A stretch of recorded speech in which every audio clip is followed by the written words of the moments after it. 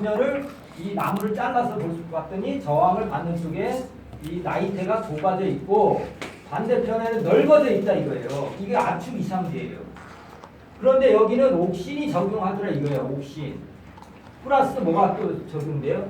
1번 ABA, 2번 에틸렌, 3번 지베렐린 뭐가 플러스 돼요? 아니죠. 에틸렌이라고 나와 있잖아요. 여기 보시면 398쪽에 보셔요. 예? 이 부분 있잖아요. 네. 계속 얘기했잖아. 에틸렌 찾으셨어요? 네. 예. 이것도 관련이 된다. 이렇게 돼 있죠. 그죠? 그러니까 이것만 이해하시면 침엽수에 대한 압축 이상제만 생각하시고 그러고 압침이라고 외우시고 그렇게 생각하시면 돼. 그런데 어떻게 했냐? 또 399쪽을 가봐요. 399쪽을 여기서 기준을 이거를 돌려놓은 거야. 이렇게 이해되시겠죠? 이거를 위쪽으로 돌려놓은 거야. 이게 단면을 자른 건데 기준을 위쪽으로 가서 침엽수를 보면 어떻게 해요? 위로 돌려놨을 때 저항받는 쪽이 저기 하니까 이쪽이 좁아져 있죠. 그죠? 적손 같은 게 침엽수니까 그거까지만 이해하시면 돼. 더 복잡하게 생각할 필요는 없어. 원래는 이게 비탈진데 나무가 자라면은 침엽수 같은 경우는 어떻게 하냐면 침엽수는 어떻게 떠받쳐 주느냐면은 이쪽에서 이게 낭떨어지니까 이쪽으로 가려고 저항을 할 거 아니에요. 그죠? 침엽수, 만약 침엽수 같은 경우만 얘기하는 게 이것도 침엽수만 기준으로 하는 거예요. 하렵수, 이거 이해 못하면 하렵수까지 이해할 필요는 없잖아요. 그죠? 이거부터 이해해야 되니까. 그러니까 이제 이런 낭떠러지가 있어. 그럼 나무들은 침엽수 같은 경우는 어떻게 해요? 이 밑에다가 받쳐주려고 하는 이 혹 같은 걸 만들어. 네? 그래서 이걸 떠받치는 거예요. 이렇게. 떠받치는 거예요. 저기는 어떻게 했어요? 하렵수는 또 반대야. 그러니까 그거만 요 기준만 잡으면 이 압축 이상제, 신장 이상제는 해결이 되는 거야. 반대긴요. 그죠? 어떤 호르몬이 작용하느냐? 응? 바람이 불어오는 쪽에 나이테가 줄어든다. 반대는 넓어진다. 호르몬이 관여되는데 옥신하고 에틸렌이 관여가 된다. 그런데 이거는 시험에 안 나와. 이거는 전공적으로 하시는 분들이 이거 하는데 이 하렵수 같은 경우는 어떻게 되냐면은 오히려 이쪽으로 당겨주는 쪽으로 이렇게 여기 위에서 당겨줘요. 이거는 하렵수는. 그런데 혹시 나면은 안 날 거예요. 이건 침엽수에 대한 건 아니고 이건 뭐 이렇게 낭떠러지기 위해서 이렇게 하는 건데 이쪽에서 받쳐준다. 이건 당겨준다. 밑에서 받쳐준다. 위에서 당겨준다. 이렇게 이제 이건 딴 전공하시는 분들은 이제 나무 진짜 실제로 전공한 사람 하는데 여기까지는 안 나와. 근데 우리는 요거는 나무 이사는 요까지 나왔어요. 그러니까 요거 이해하시면 돼요. 나이테는 어떻게 돼요? 이쪽이 넓어요? 이쪽이? 이게 똑같은 게 이쪽이 넓은 게 아니라 요쪽은 좁고. 야 여긴 좁지. 이거 넓은 여기가 부풀어 올랐으니까. 예. 근데 이건 생각하지 말고 이거만 이해하시라니까. 이건 시험에 안 나. 이건 절대 안 나고 책에 있는 거 전번에 스터디를 해보니까 맨날 이거만 하고 계신 거예요. 그래서 이해가 안 된다는 거예요. 그래갖고 그러면 이게 바람이 오는 쪽 침엽수를 기준으로 해서 바람이 들어오는 쪽이 나이테가 좁아들어. 그러니까 그 쪽만 생각해서 압침 저는 압침이라고 기준을 세웠어요. 압침. 그래서 압축이생자는 침엽수 저항을 받는 쪽 바람이 들어오는 쪽에 좁아지는 압축이 된다. 그죠? 그거만 아시면 돼요. 그거는 넘어갔고요. 그 다음에 전번에 얘기했던 것 중에서 이제 보상점이라는 거 포화점, 보상점 아시죠? 포화점, 보상점. 광합성, 이제 광합성으로 넘어가요. 이거는 이해될 수 있으리라 믿고요. 이제 저기를 하겠습니다. 이제 그 광합성에 대한 걸 얘기하겠어요. 광합성인데 전번에 제일 처음에 날라오는 게 뭐 양엽하고 음엽에 대한 게 많이 나와요. 양엽, 음엽에 대한 게 나와. 그래서 전번에 볼 때 양엽 같은 경우는 햇빛을 많이 받는 데서 자라잖아요. 그러니까 도톰하고 두껍죠. 두껍고 커요, 작아요. 작죠. 네, 작아요. 이거는 이제 반대로 생각하면 되죠. 음력 같은 경우는 넓고, 그죠? 얇고. 근데 중요한 건 뭐예요? 제일 중요한 거는 엽록수 양이에요. 엽록수 양. 우리가 생각할 때 이게 많은 것 같죠. 근데 이거 적어요. 엽록수 양은. 양은 적어요. 양. 음역이 많아요. 그리고 중요하죠. 음역은 많다. 엽록수 양이 많아요. 이건 적고, 이거는 넓고, 얇고, 이렇게 돼 있어요. 그죠? 시험에 나오는 거 이거 엽록수. 다른 건 알 수 있겠어요. 두껍고, 작고, 요거는 뭐 알 거고, 엽록수 양이 많냐, 적냐. 그 다음에, 전번에 제가 헷갈렸던 게 뭐예요? 두 가지를 생각해서 저기 얘기했었는데, 당 보상점하고 포화점이 이건 높아요, 다 높아. 보상, 포화. 네. 이거는 다 낮아. 네. 그래서 이 보상점이라는 거하고 포화라는 개념을 좀 알고 가셔야 되는데, 뭐 많이 아실 거예요, 다들. 그런 아시는데 보상점을 얘기한다고 그러시면 광합성을 하는 이유만 이제 아시면 이 보상점을 알 수가 있어요. 보상점이라는 건 뭐냐면은 식물은 자기가 생산하고 자기가 소비를 하는 거예요. 근데 기준이 뭐가 있겠어요? CO2라는 게 있어요. CO2. 그죠? 햇빛 양도 아니고 물도 아니고 CO2예요. 뭐냐? CO2라는 건 뭐냐면 광합성 하는 건 뭐예요? 광합성 할 때는 필요하죠. 네. 광합성 생산할 때는 CO2가 필요해요. 그죠? 기공을 열어갖고 CO2 갖고 CO2 이 하나를 갖고 루비스코라는 거 RUBP 에 5개짜리를 합쳐서 C 6개를 만든 거예요. 그죠? 이게 이제 3개짜리는 돼서 이제 C3라고 하지만은 이거는 이제 그 광합성이라는 거는 붙이는 역할, 생산하는 역할이에요. 그런데 광합성을 안 할 때는 소비를 하겠죠. 소비를 하는데 뭐가 나와요? 호흡을 할 때는 뭐가 생산이 돼요? 호흡을 할 때. 사람도 마찬가지고. 우리가 호흡을 하잖아요. 그럼 뭐가 나와요? 이산화탄소, 그죠? 또 물, 그 다음에 686 킬로칼로리의 에너지가 나온다는 얘기죠. 네. 그렇죠? 호흡을 할 때는 소비를 하는 거야, 소비.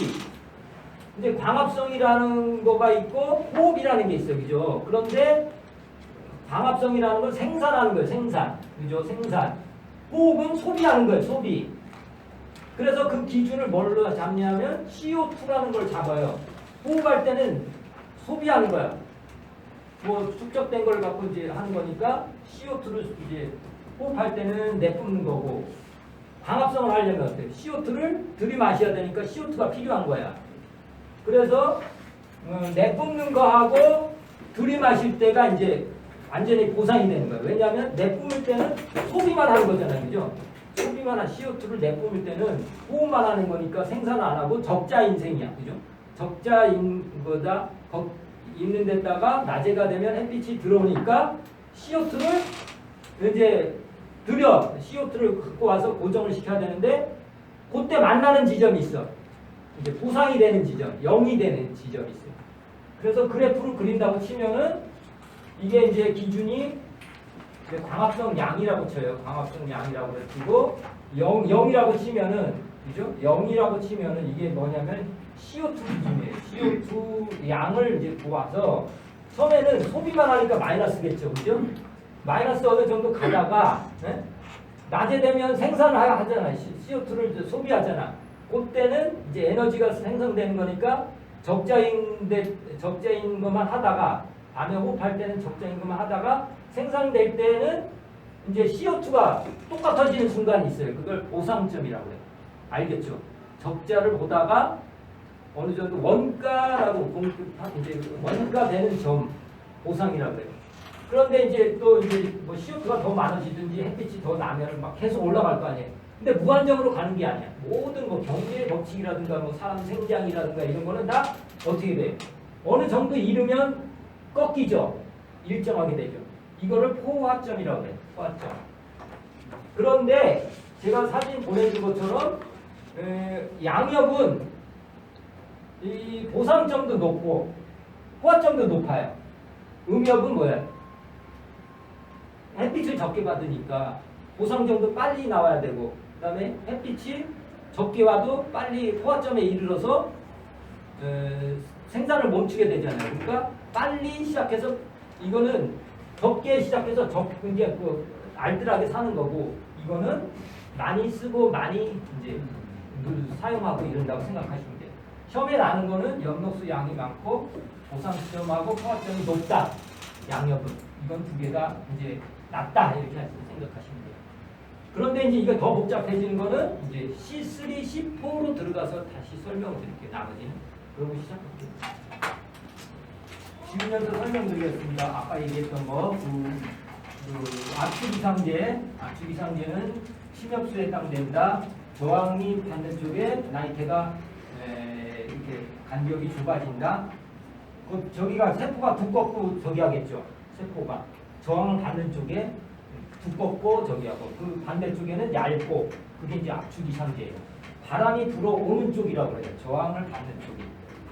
그 다음에 혹시 이 그림 아까 본 것처럼 위쪽으로 봤을 때 상 쪽이 이거를 이제 돌렸어요. 다 기준으로 했을 때 이제 침엽수 같은 경우 위쪽이 그죠? 위쪽이 기준이잖아요. 이쪽이 줄어드는 거예요. 하랩수 같은 경우는 이게 거꾸로 이게 돌아져 있겠죠. 그러니까 이쪽 상방층이 축소되는 게 침엽수란 얘기죠. 네. 그렇게 이해를 하시면 돼요.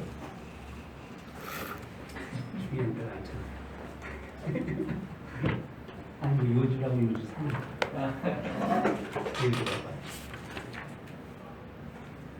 그 다음에 우리 뭐 할 차례이죠? 몇 번 할 차례죠? 그 그림 할 차례입니다. 24번. 그래서 전자전달계 이것도 이해를 하셔야 돼. 전자전달계 해설해 놓은 이 페이지 있죠. 24번 해설해 놓은 쪽으로 다시 돌아가겠습니다. 이거 이해를 하셨는지 모르겠어. 이것도 중요해. 이거 24쪽. 이것도 잠깐 하고 넘어가겠습니다. 이게 그림을 이해를 하셔야지 어느 정도는 광합성에 대해서 이제 저기를 이해를 하는 거예요. 그래서 24번 이 해설해 놓은 쪽 보시면 뭐야? 첫 번째, 광합성은 염록수에서 일어나는 거예요. 염록수에서 일어나는 거예요. 어디서 일어나요? 명반응, 안반응이 있는데 명반응 어디서 일어나요? 그라나. 정확히 얘기하면 틸라코이드 막이라는 게 있어요. 이 세포를 염록수를 크게 이렇게 그리려면 동전처럼 쌓여 있는 게 엄청 많아요. 이렇게 염록체를 보면 여기 하나가 이제 염록수가 돼요. 염록수가 되는데 이렇게 막 돼 있어. 각자 갖고 이제 이걸 공장이라고 생각해. 이 안에서 이제 막 저기를 하는데 이게 그 동전처럼 쌓인 게 이제 그라나예요. 이렇게 이런 부품을 그라나라고 그러고 이 안에 틸라코이드 막이라고 그래요. 이 안에 다 이렇게 있어요. 다 이렇게 있어요. 이게 이제 틸라코이드 막이 일어나는 거예요. 그런데 틸라코이드 막에 보면은 이게 효율적으로 하기 위해서 한 작용만 하는 게 아니라 빛이 들어오면은 빛 중에서 파장이 700인 거하고 680인 거를 두 가지를 작동시켜요. 그래서 관계 이제 관계 2부터 설명을 드리면 관계 2는 뭐예요?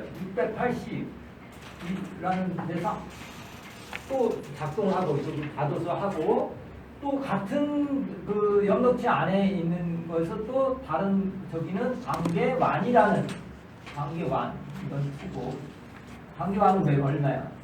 700 나노미터라는 파장을 갖고 이제 돌리는 거예요. 왜 이렇게 돌려요?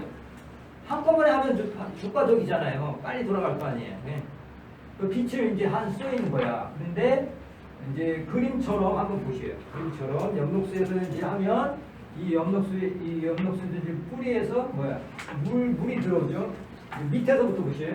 물 H2O가 이제 쪼개요. 빛이 어떻게 뭐가 쪼개? 빛이 그죠? 엄청나지 힘이죠. 그러니까 그걸 쪼개면 2분의 1의 O2하고 H2가 나와요. 2에 H2가 빠져나가요. 그죠? 계속 이제 그 재료를 공급해 준 게 물을 이렇게 하면 그러면 햇빛이 쪼개고 그러면 거기에 이제 들뜬 에너지가 나와요. 그죠? 쪼개면 폭파하는 게 있잖아요. 뭐 얘를 폭탄이라고 생각하셔봐. 그러면 그걸 쪼갰어. 그럼 엄청나게 에너지가 나오잖아. 근데 에너지가 그 공중으로 흩어지는 거야. 근데 공중으로 흩어지는 걸 뭐라 어떻게 잡아야 될 거 같잖아요. 자기가 이제 뭐를 사용하려고 그러면 전자 수용체라는 데서 그 전자를 잡는 거예요. 수용이라는 거 뭐예요? 잡는다는 뜻이죠. 전자 수용체에서 잡아요. 일단 이제 먼저 관계 2에 대한 걸 설명하는 거예요. 이제 처음에는 먼저 일어나는 게 관계 2에서 먼저 일어나요. 관계 2에서는 물을 쪼개서 여기 나오는 2의 2-라는 전자가 툭 튀어나와. 쪼개 있던 게 그 함축돼 있던 에너지가 물에 그 엄청날 거 아니에요. 수소 결합하면 그 에너지가 엄청나잖아요. 그 쪼개면 얼마나 에너지가 나오겠어요. 그 에너지를 전자 수용체 단백질로 돼 있어요. 뭐 시토크롬 저기 프레 좀 책에 있으니까 그거 한번 보시면 되는데 전자 수용체들이 그걸 다 수용하는 거야. 수용해서 에너지를 만드는 거야. 그 가다 보면 뭐가 나와요? ADP라는 게 있는데 에너지가 부족한 2개짜리가 있는데 이제 P라는 게 이제 인이에요. 인이라는 3개 달린 ATP로 생산해내는 거예요. 이렇게 이제 돌아가고 그 밑에 그림을 보시면서 요거까지는 이해하셨죠? 그래서 이제 검은 거 있죠. 검은 거는 비순환이야. 한번 물 들어오면 이건 한번 물이 들어오잖아요. 그러면 이제 전자 수용체에 가서 끝나는 거죠. 이거는 그 검게 쳐 있는 그 화살표 이렇게 되는 게 비순환적이에요. 그러면 관계 2는 뭐야? 비순환적이라고 설명할 수 있겠죠. 그죠? 근데 이제 그렇게 되고 관계 이제 또 완에서도 이루어져요. 이게 두 가지가 동시에 일어나. 이거를 뭐예요? 에머슨 효과라는 거예요. 한 가지 하는 것보다 각각 독립해서 하는 것보다 2개가 합심해서 하면 그 배의 어떤 2배, 3배 그 효과를 내요. 그래서 이제 에머슨이라는 사람이 그 효과를 알아냈는데 왜 관계 2하고 완하고 같이 하느냐. 그래서 이게 이제 에머슨 효과가 날 수가 있어요. 그 다음에 전번에 2회인가 2회 때는 힐 반응이 나왔었어요. 힐은 뭐냐면 아까 물 쪼갤 때 물이 쪼개니까 어떻게 나와요? 산소가 나왔는데 보통 그 광합성의 그 식이 어떻게 돼요? H2O 6개 H2O하고 6개의 CO2로 하면 포도당 하나가 나오잖아요. 그죠? 그때 하고 산소가 하나 나와요. 근데 산소는 어디서 기여된 거냐? CO2에서 기여된 거냐? 물에서 기여된 거냐? 물이라고 했죠. 그죠? 물에서 기여된 거. 그거는 일반응이라는 개념이고 이 2개가 작동하는 거는 2개가 작동한다. 이거는 뭐예요? 에머슨 효과. 이게 동시에 하면은 효과가 있어요. 그래서 관계 2는 그냥 그 물에 계속 뿌리에서 물 들어오면 빛 받아서 쪼개서 전자 수용체 갖고 ATP를 막 계속 만들어내요. 그럼 끝이죠. 그런데 관계 1은 어떠냐? 관계와는 그것도 이제 거기도 이제 쪼개요. 물을 쪼개긴 쪼개는데 그 남아있던 저기가 있어요. 관계 완에서 만들었던 그 전자가 남아있거든요. 그게 이제 거기 반응을 했다가 전자 수용체로 가요. 그죠? 맨 위에 올라가 있죠. 그게 이 전자 수용체는 하나뿐이 없을 거 아니에요. 계통이. 그죠? 이렇게 내려가면서 에너지로 하는 데 없잖아요. 그렇게 가는 게 있고 이건 계속 뺑뺑뺑 돌아요. 그래서 여기로 갔다가 이렇게 이렇게 들어가 계속 돌아가면서 이제 여기서 ATP도 만들어내고 그 다음에 나머지는 여기 NADP가 들어와서 NADPH가 되는 거예요. 그럼 관계 2는 뭐예요? 관계 2는 비순환적이라고 해요. 그죠? 비순환적이라는 게 뭐예요? 도는 게 아니고 그냥 물 주면은 이제 전자가 나와서 수용체에서 만들어 놓고 끝나고 다시 그 밑에서 계속 퍼올려 갖고 그거로 끝나는 건데 이 관계 1 P700이라는 거는 전자 수용체가 돌아가서 계속 다시 전자수용체를 가갖고 ATP도 만들어내고 그 맨 오른쪽에 보면 이쪽에 보면 뭐예요? NADPH라는 게 있어요. 이게 계속 이것도 이제 수용체에 들어가서 이걸 이제 만들어낸다. 두 가지가 작동이 되는 거예요. 그래서 시험에 나온 뭐냐? 관계 2 같은 경우는 비순환적이다. 이해되죠? 이 검계처럼 이제 있잖아요. 관계 1은 이렇게, 아니 관계 2는 이렇게 여기서 끝나는 거잖아요, 그죠? 그러면서 ATP가 되는 거고. 관계 1은 뭐예요? 아니 관계 1은 이렇게 돌아가잖아요. 이렇게 들어가면서 여기서는 ATP 만들어내고 이쪽으로 나가는 건 그냥 NADP 그러니까 두 가지를 다 하는 거죠.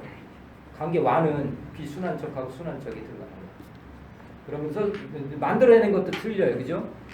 관계 1은 관계 2는 뭐를 만들어요? ATP만 만들어내요. 근데 관계 1은 ATP하고 NADPH 두 가지를 만들어낸다. 이렇게 아시면 돼요. 이해가 안 가시면 관계 2에서는 물하고 물의 쪽에서 O가 나오고 수소가 나오고 ATP가 나온다. 이렇게 하고 그 다음에 관계 1에서는 비순환적이면서 순환적이면서 ATP도 나오고 NADPH도 나온다. 이렇게 생각하시면 돼요. 그 다음에 그 25번 전번에 중요하다고 그랬죠. 25번 이런 식으로 이제 막 이렇게 하는 거예요. 이런 식으로 회로를 돌려갖고 이제 광합성을 하는데 이제 좀 더 이제 이렇게 해서 ATP하고 햇빛이 있을 때는 이런 걸 ATP하고 NADPH라는 게 만들어내요. 네? 그 다음에 햇빛이 있을 때는 그러고 햇빛이 없을 때는 어때요? 아까 얘기한 그라나와 그라나 동전처럼 생긴 그런 그라나 사이에 그 연록체 안에 보면 그라나 사이에 이제 액체들이 있어요. 이걸 뭐라고 그래요? 스트로마. 스트로마는 명반응에서 여기 틸라코이드 막 여기서 관계 1하고 관계 2가 만들어낸 ATP하고 NADPH를 갖고 빛이 없어도 되는 안반응을 실시해요. 안반응은 뭐냐? 광합성할 때 CO2가 필요하다고 그랬잖아요. 근데 이 명반응에는 필요 없었죠. 그런데 이제 안반응에는 뭐예요? 탄수화물을 직접 만들어내는 거예요. 이게 아무것도 없는 상태에서 먼저 에너지를 만들어낼 거 아니야. 햇빛 갖고 물 갖고 만들어낸 다음에 이 명반응 이 그라나에서 하고 이 사이에 있는 스트로마에서 이제 안반응이 일어나요. 안반응은 뭐예요? 이게 이 회로예요. 켈빈 회로라는 걸 돌려요. 근데 켈빈 회로를 왜 돌리는데 켈빈 회로를 돌리는데 뭐예요? 기공에 들어와 있는 CO2는 하나뿐이 없잖아요. C가 그죠? 근데 루비스코 그라나 스트로마에 있는 거기에는 RUBP라는 게 있어. 이거는 뭐예요? 탄소가 5개 있어. 5개를 RUBP가 거기에 대기하고 있다가 공기 중에 있는 CO2가 들어오잖아요. 그러면 풀 붙이듯이 붙여. 그러면 어떤 모양이 되냐면 탄소 6개의 모양이 돼. 그거를 거기까지 맞추는 게 탄소 고정. 그게 이제 안반응에서 일어나는 거를 3가지로 크게 나누거든요. 무슨 반응? 탄소 고정. 이게 탄소를 고정시킨다는 거예요. RUBP가 공기 중에 있는 CO2 하나짜리를 붙이는 거를 탄소 고정. 이게 탄소 고정이잖아요. 이거 탄소 고정. 켈빈에로는 이제 시험에 나오는 거 뭐예요? 시험에는 3가지가 있다. 중요한 게 이런 걸 물어볼 수도 있어요. 그러면 뭐야? 1번은 탄소 고정이죠. 탄소 고정을 하는데 6개로 바로 만드는 게 아니라 2개로 나눠요. 거기 보면 3GP라고 그랬죠. 그죠? 6개를 3개짜리로 만들어서 거기 또 6개의 ATP를 써서 아까 명반응에서 만든 ATP를 6개를 써서 DPG로 만들고 DPG를 갖고서 이제 포도당 이렇게 만드는 과정이 이제 G3P 걸치고 그 밑으로 가서 G3P 이런 이제 포도당 만드는 단계 전까지 만들어 놔요. 이게 이제 환원이라고 그래요. 환원. 환원은 뭐예요? G3P로 만드는 거예요. 그 다음에 이제 다시 하나는 빼고 5개짜리는 다시 이제 올라가. 그게 이제 RUBP 재생이라고 해요. RUBP가 대기하고 있으려면 어떻게 해요? 고정해서 썼으니까 다시 환원 거치고 다시 RUBP 거치고 이 3단계가 광합성에 중요한 거죠. 그죠? 그거까지만 아시면 어느 정도 이해하시면 그 세부적인 거는 이제 가서 쭉 문제 푸시면서 계속 이해를 하시면 돼요. 요까지만 좀 광합성에서는 이해하시면 돼요. 그래서 거기 용어라든가 이거는 뭐 G3P 이런 거는 기본으로 알고 계셔야 돼. 이게 뭐냐면 6개를 두 분자로 나누니까 C3가 되다. C3 만들 때는 뭐예요? 6개의 ATP가 들어가고 6개의 NADPH가 이제 들어가서 최종적으로 G3P라는 탄소 3개짜리. 탄소가 6개야 되는데 왜 그렇게 됐어요? 환원을 시키는 거예요, 이게. 두 분자로 나누면 C3개가 되잖아요. 요 구조를 이해하시면 이제 C3라는 그 C3 식물이라는 거를 이해가 돼요. 또 더 앞으로 갈 게 C4라는 게 있어. C4도 또 이해를 해야 되는데 C3 이해 못하면 C4가 넘어가기 힘들겠죠. 문제를 풀면서 아무튼 이해가 되는지 한번 넘어가 보도록 하겠습니다. 24번부터 넘어가겠습니다. 다음은 연녹지에서 일어나는 광인산화 과정을 나타낸 것이다. 보기 중 옳지 않은 것은 아까 그림 그려놓은 거를 옆으로 평평하게 만든 게 이거 그거예요. 그죠? 그래서 여기 이제 스트로마 있죠. 스트로마 쪽에 이 상태가 있고 햇빛이 들어오면 이제 광계2에서 그 전자전달계라는 게 있어요. 사이토크롬이라든가 뭐 이런 게 이제 그 에너지를 흡수하는 전자 수용체가 되겠어요.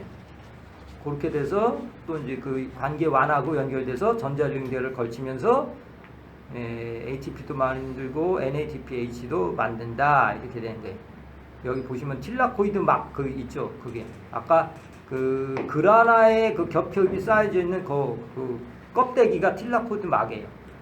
껍데기에서 이런 식으로 회로가 돌아가는 거예요. 그래서 이거를 보고 옳지 않은 것 1번 비순환적 광인산화 과정을 나타낸 것이다. 맞아요? 24번 맞죠? 비순환적이죠. 그죠? 관계2가 나와 있고 그죠? 그러니까 아셔야죠. 2번 전자결계를 통해서 이동한 전자는 ATP 합성 효소에 전달된다. 이게 이게 이제 그 뭐냐면은 전달계 통해서 전자는 NADP로 전달돼요. 그래서 그거 24번 해설 나온 거 보시면 그림을 한번 보시겠습니다. 어렵죠. 지문으로 또 그림으로는 이해가 되는데 말로다 설명하면 또 헷갈릴 것 같아요. 그래서 이게 이제 그 NADP 이쪽 보시면 되고 그 다음에 3번 같은 경우는 전자의 산화 환원 과정을 통하여 방출된 전자 에너지를 이용하여 수소 이온이 스트로마에서 틸라코이드 내부로 능동 수송된다. 이게 이제 그 생리에서는 능동 수동, 수동 수송 이렇게 두 가지가 있어요. 수동이라는 건 뭐예요? 수동. 에너지 없이 힘 안 들이고 하는 거고 능동은 이제 그 저기를 해요. 능동은 에너지가 필요해. 이제 광합성 할 때는 뭐가 필요하냐면 이렇게 수소를 밖으로 그 틸라코이드 막 밖으로 끄집어 내야 되는 그런 역할을 하는 거예요. 그래서 능동 수송이에요. 에너지를 틸라코이드 그 껍질 바깥 그 표면으로 내보내야지 구배가 생기거든요. 전자전달기에서 밑으로 내려와야 될 거 아니야. 이게 그죠? 에너지를 수용하면서 내려올 때 그게 구배라고 그래요. 구배. 이렇게 내려오게 기울기. 물이 흐르려면 내가 이제 평탄한 데서 이제 내가 뭐 물장난해서 내가 뭐 시냇물을 만든다, 뭐 물길을 만든다 그러면 평평하게 하면 물이 흐르겠어요? 높게 이제 어떤 데는 높게 그죠? 흘러가는 방향 쪽으로 계속 파야 되잖아요. 깊게 파야지 높은 데서 이렇게. 그걸 구배라고 그러는 거예요. 높낮이 에너지 차이를 하게 되는 거예요. 그때는 이거는 이제 능동 수송이에요. 광합성 할 때는 주로 능동 수송에 의해서 이렇게 구배를 만들어. 전자 수용체가 기울기가 있어야지 내려갈 거 아니에요, 그죠? 전자를 흡수하면서 내려가야 되는데 이거를 능동 수송이라고 그래요. 스트로마에서 틸라코이드 내로 하는 게 능동 수송이라고 그러고 그 4번 같은 경우 수소 이온이 틸라코이드 내부에서 스트로마 쪽으로 확산될 때 ATP 합성 효소에 의하여 ATP가 합성된다. 이 모든 게 효소가 들어가요. 효소. 그죠? 우리도 뭐 무슨 효소가 있어야지 뭐 소화도 잘 되고 뭐 그렇잖아요. 이것도 마찬가지예요. 이거 어떤 작용을 할 때는 다 효소가 들어가요. 그러니까 이게 ATP 같은 게 뭐예요? 조효소예요. NADP, H, ATP 이런 거지. 조효소. 어떤 활동할 때 에너지를 쓰는데 옆에서 효소가 작동하게끔 도와주는 거예요. ATP가 생산된다고 그랬어요. 그죠? ATP이고 NADPH가 생산된다고 그랬는데 이게 따지고 보면 에너지긴 에너지인데 에너지를 활성화시킬 수 있도록 도와주는 조효소란 얘기예요. ATP하고 NADP. 그러니까 그 효소가 계속 작동을 하는 거예요. 숨겨져 있는 거죠. 효소가. 그래서 ATP 합성 효소가 있다. 그거 알아두시면 되고 5번 관계완이라는 거는 뭐예요? 관계완 아니 관계라는 거 아까 완이 있고 투가 있다고 그랬어요. 이거는 강합성 색소와 단백질 복합제로 관계완은 반응 색소 중심의 파장이 얼마야? 700이죠. 관계 투는 680. 그래서 자꾸 문제를 풀면서 어려우시면 그 전번에 얘기했다시피 유튜브에 광합성이라는 거는 호흡하고 광합성 꼭 듣고 이해를 하셔야지 이 문제가 풀려요. 그런데 문제가 어렵게 날지 쉽게 날지는 아무도 예측을 할 수가 없어요. 어렵게 나면은 진짜 어렵게 광합성 어렵게 날 거고. 그 다음에 25번 넘어갈게요. 아까 한 거니까 좀 쉬울 거예요. 켈빈 회로에 관한 설명이다. 반반응일 때 일어나는 거죠. 켈빈 회로가. 명반일 때 ATP, NADP를 이제 생산해서 스트로마에서 켈빈 회로가 돌아가요. 1번 탄소 고정 3PG의 환원 RUBP 재생의 3단계로 이루어진다. 맞아요? 네? 맞죠? G3P하고 잠깐만. 하나는 G3P죠. G3P 예 맞아요. 3P 맞고 이 RUBP 재생도 맞아요. 그 다음에 2번 NADP는 3PGA 환원과 RUBP 재생 모두 이용된다. 회로를 보셔요. RUBP에도 들어가나요? 안 들어가죠. 다시 이 회로를 보셔요. 이 25쪽 해설. 이 문제 자체 이해 지문이 잘 안 되죠. 환원할 때는 ATP하고 NADPH가 6개씩 들어가요. 그죠? 환원 단계에서. RUBP가 재생될 때는 뭐가 들어가요? ATP만 들어간다는 얘기죠. 그러니까 이 지문은 틀린 거죠. 그죠? 그쵸? 이게 답이 잘못됐어요. 2번 고쳐야 되고요. 그 다음에 3번 명반응에서 얻은 ATP와 NADP를 이용하여 포도당을 만든다. 켈빈 회로 뜻 맞죠? 정확하게 맞는 거죠. 그죠? 뭐야? 명반응에서 2개가 만들어진다고 그랬어요. ATP, NADP, H가 만들어진다고 그랬어요. 그거를 갖고 포도당 만드는 게 켈빈 회로예요. 그 다음에 1번 같은 탄소 고정하고 3PG 만들고 RUBP 재생하는 게 켈빈 회로 기본 단위예요.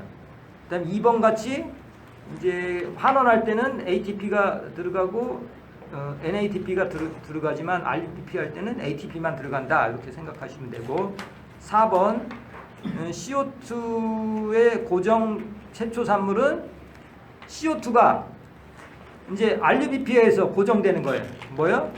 3PG. 이게 원래 C가 6개야 되는데 3PG를 먼저 만들어내요. 이게 두 분자로 쪼개. 그러니까 C가 3개짜리 3PG가 중요하다. 그죠? 3PG 중요해요.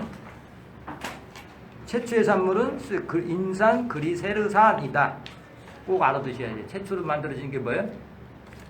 효소는 RUBP고 최초로 만들어지는 거는 3PG다.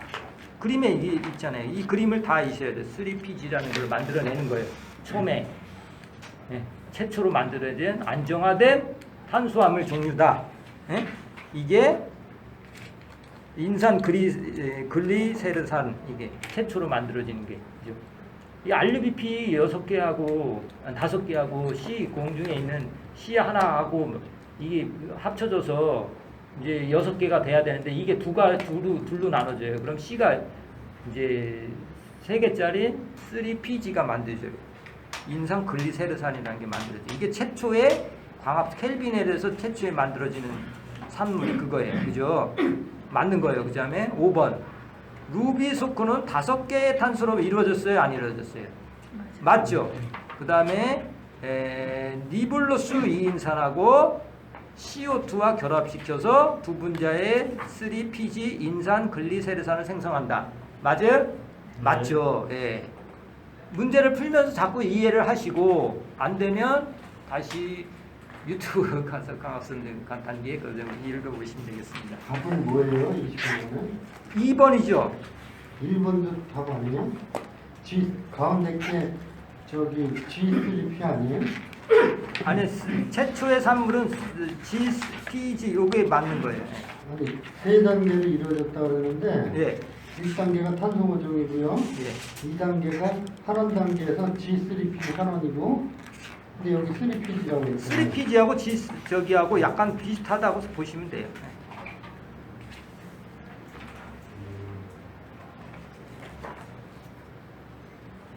그리고 이제 사용하는 거 보시죠. 사용하는 거. 사용하시는 거 보시면 여기서 이게 환원될 때 여기서 요 단계 있죠. 환원 단계는 6개의 ATP하고 NADP가 사용돼요. 그죠? 두 가지가 사용되는데 RUBP가 재생되는 단계에서는 뭐만 사용돼요? ATP만 돼요. 그러니까 지금 지문에서는 이거 환원할 때 RUBP 재생 때 NADP가 소요된다. 그러면 틀린 거죠. ATP 그거고. 그 다음에 3GP 이것도 맞는 거예요. 네, 이렇게 아시면 돼요.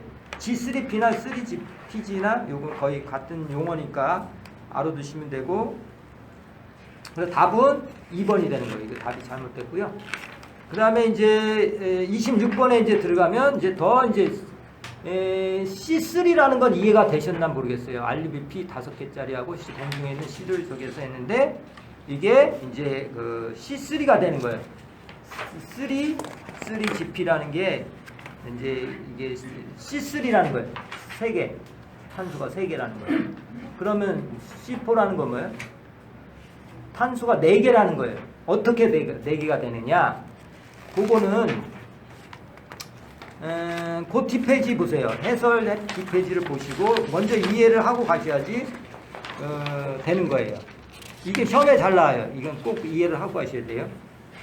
식물 중에는 3가지 종류가 있어. 26번 해설할 그 표, 박스 보셔요. 3가지 종류가 있어요. 식물에는. 지금 우리가 한 켈빈으로 그렇게 단순하게 돌리는 C3. 그죠? 최초의 산물이 어디? 탄소 3개짜리니까 그걸 C3라고 식물이라고 치는 거예요. 우리가 부르는 거예요.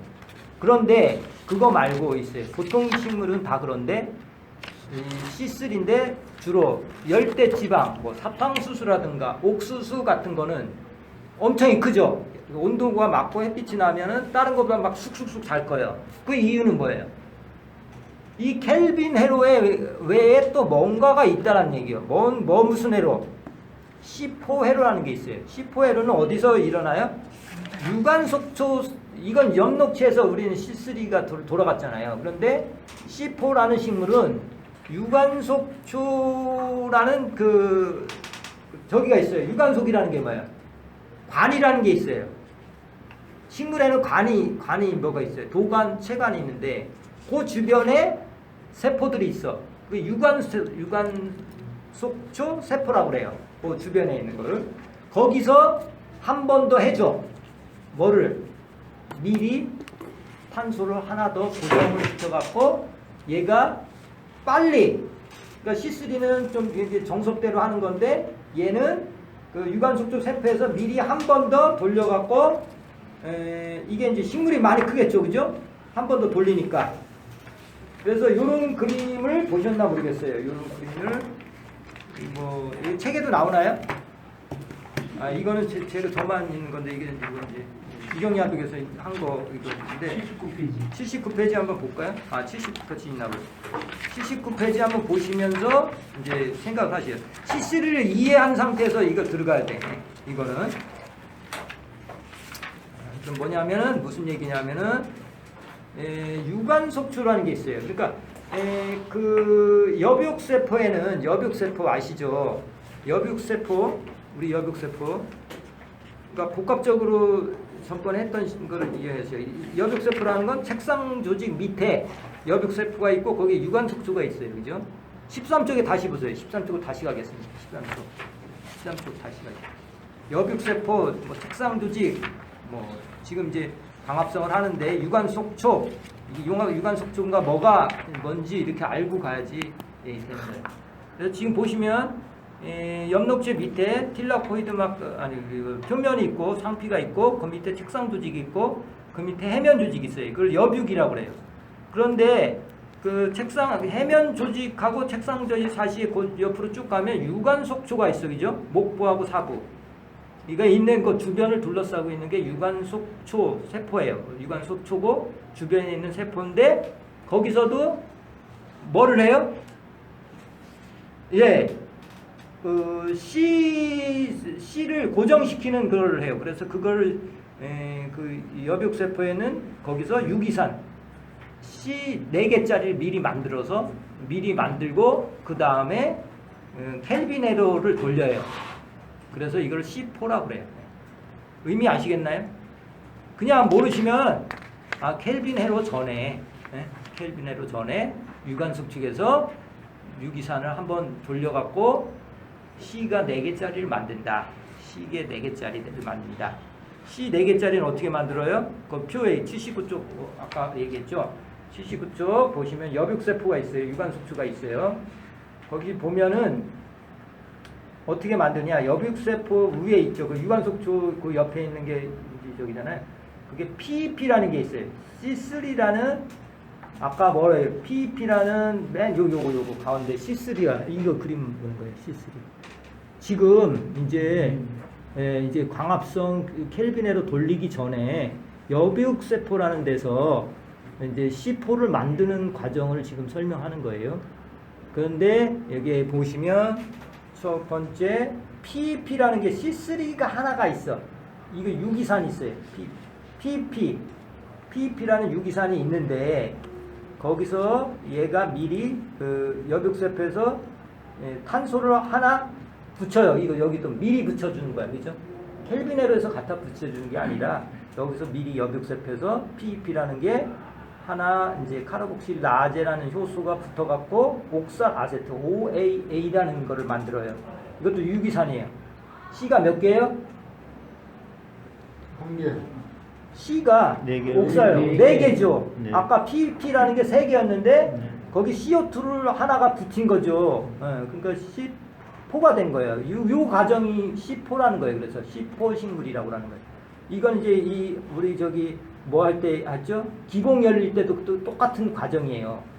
전분을 녹여갖고 말릭 마이너스를 만드는 것처럼 말릭 C4 그 4개짜리를 만들어서 이거를 이제 거기 보시면 이거 헤로는 다 쪽으로 다시 들어가고 PEP로 들어가고 이 말릭 C 4개짜리가 CO2하고 합쳐서 RUBP하고 또 합쳐져서 이제 이게 요 회로가 돌아가잖아요.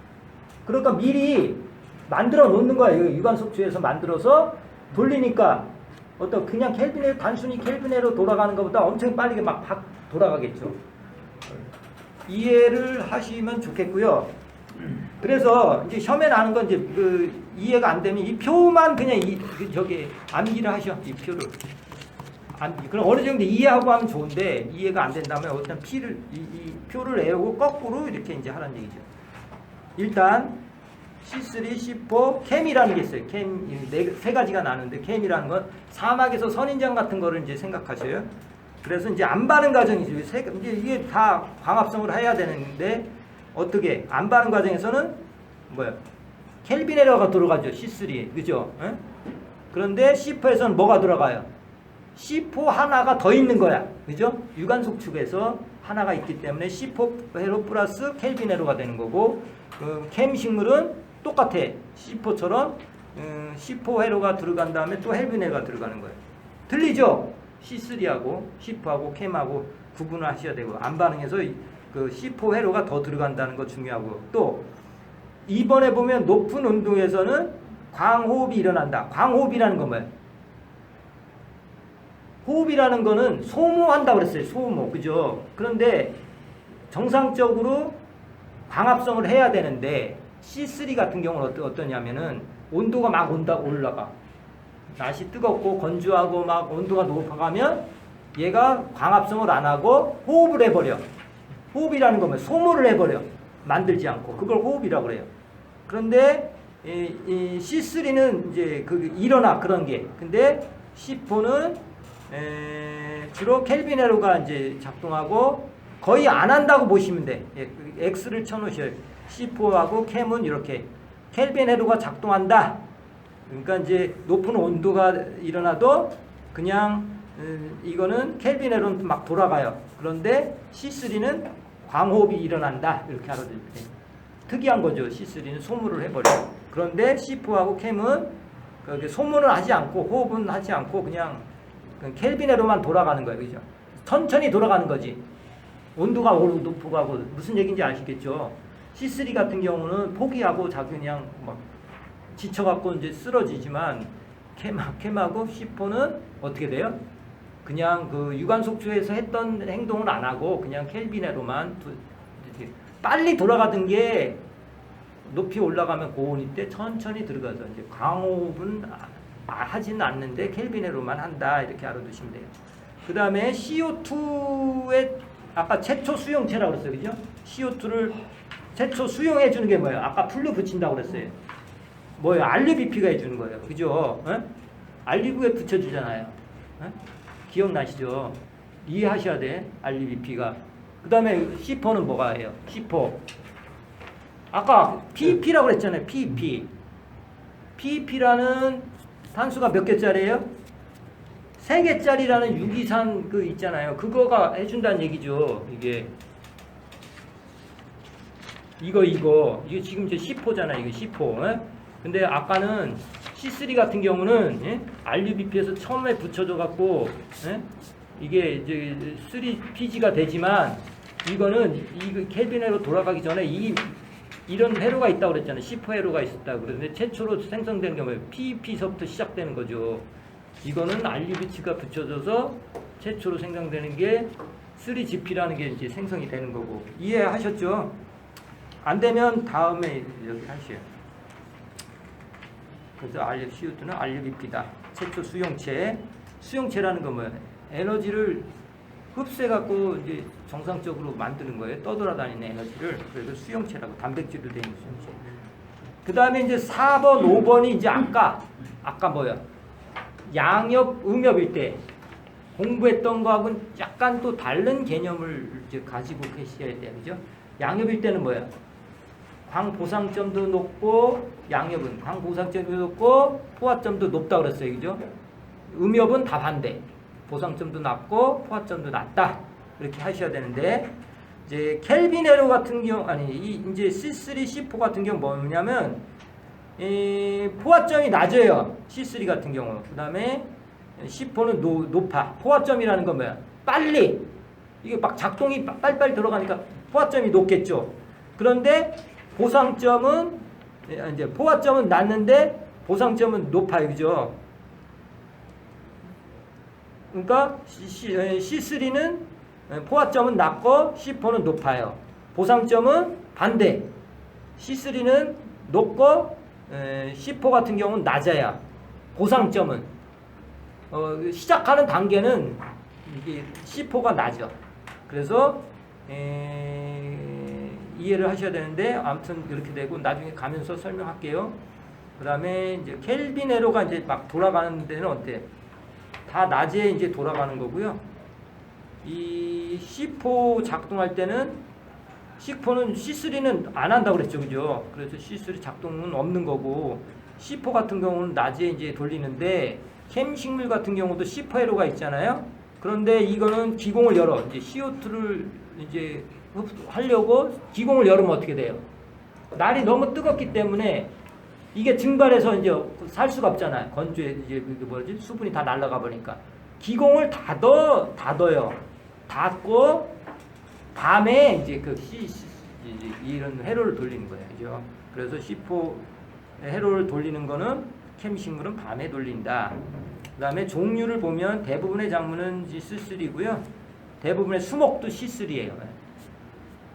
그런데 왜 이 C3만 하면 좋은데 왜 C4, 캠 이런 거를 하냐? 이 개념을 이제 하기 위해서 이렇게 하는 거예요. 그래서 비교하는데 뭐 옥수수, 수수, 기장, 사탕수수 이거 잘 크잖아요. 이런 거는 C4 식물이라고 하고 캠이라는 거는 다육이. 다육이 뭐 이제 뭐죠? 이렇게 막 동글동글하고 막 두툼하고 그러잖아요. 이런 거는 사막에 사는데 이런 거는 이거는 캠 식물이라고 그래요. 캠 CA. 시험에 잘 나오죠. 기공을 낮에는 닫아놓고 밤에 하는 거. C4 회로 돌리는 건 뭐냐? 뭐 이렇게 얘기하죠. 이 표에서 막 수십 문제 낼 수가 있어요.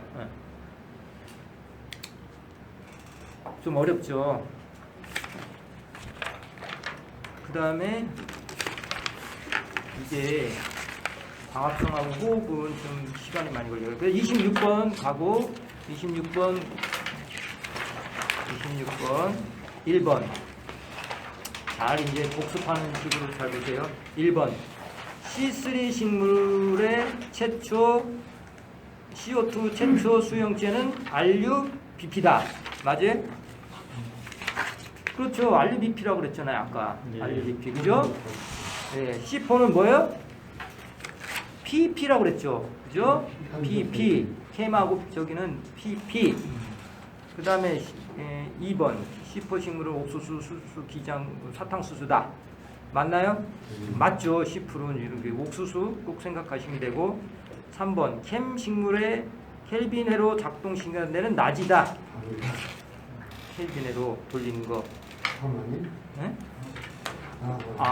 이거는 켈빈 회로는 그렇고 켈빈 회로는 다 낮에 돌리는 거예요. 낮에는 닫아놓고 밤에 C4 회로를 돌리는 거죠. 예. 그래서 이게 이제 C4니까 그거 저기고요. 4번 C4 식물은 높은 온도에서 광호흡이 주로 일어난다. 일어나야 안 일어난다. 안 일어난다. C3만 일어난다고 했어요. 광호흡은. 광호흡이 일어날 때는 언제? 온도가 높거나 너무 건조하고 이럴 때는 C3는 지쳐서 호흡을 해버려요. 생산을 안 해보고 그거라고 해서 4번이고요. 5번 C3 식물은 높은 온도에서 광호흡이 일어난다. 맞죠? C3. 그렇게 넘어가고 하나만 더 하고 쉬자고요. 이제 호흡으로 넘어갈게요. 이게 광합성이 어렵게 나면 이거 외에도 엄청 많아요. 그런데 이해하기가 힘들죠. 요 정도까지만 이해를 하고 하셔요. 시험 보러 갈 때는 요 정도 C3, C4, 캠, 그 다음에 RUBP 고정, 뭐 3GP 이제 곧 저기 하는 거죠. 환원 하는 거, 그 다음에 RUBP 재생하는 거 이런 단계. 그 다음에 관계 1이 있다, 관계 2가 있다. 관계 2가 먼저 어디서 일어나요? 관계 2가 먼저 680 나노미터에서 일어난다. 동시에 일어나는 거예요. 그 그림인데. 근데 먼저 관계 2가 먼저 이제 그 비순환적으로 이게 돌아가고 관계 1은 순환적으로 돌아간다. 네, 돌아간다.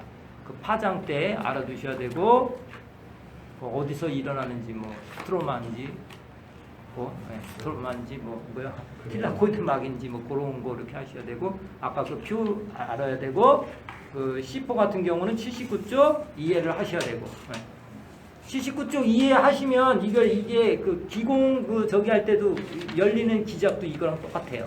전분을 PEP로 만들어서 PEP가 옥산 아세니트로 돼서 말릭산 마이너스 음이온으로 되는 거예요.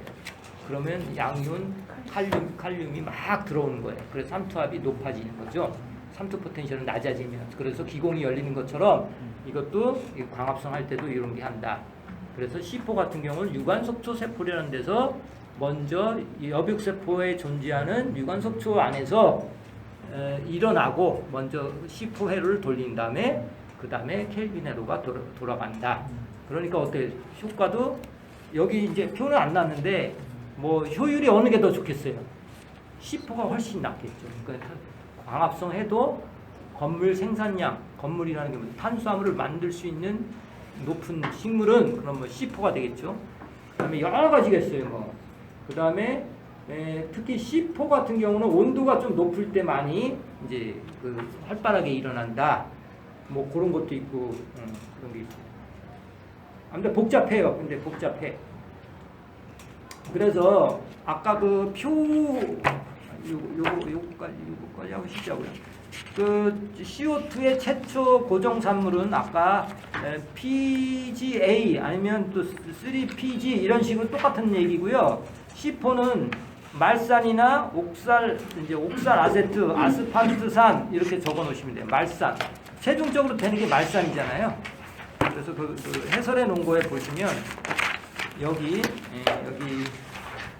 최초 수용체도 있지만 최초 고정산물 아까 얘기했었죠, 그죠? 최초 고정산물 이렇게 써드릴게요. 최초 고정산물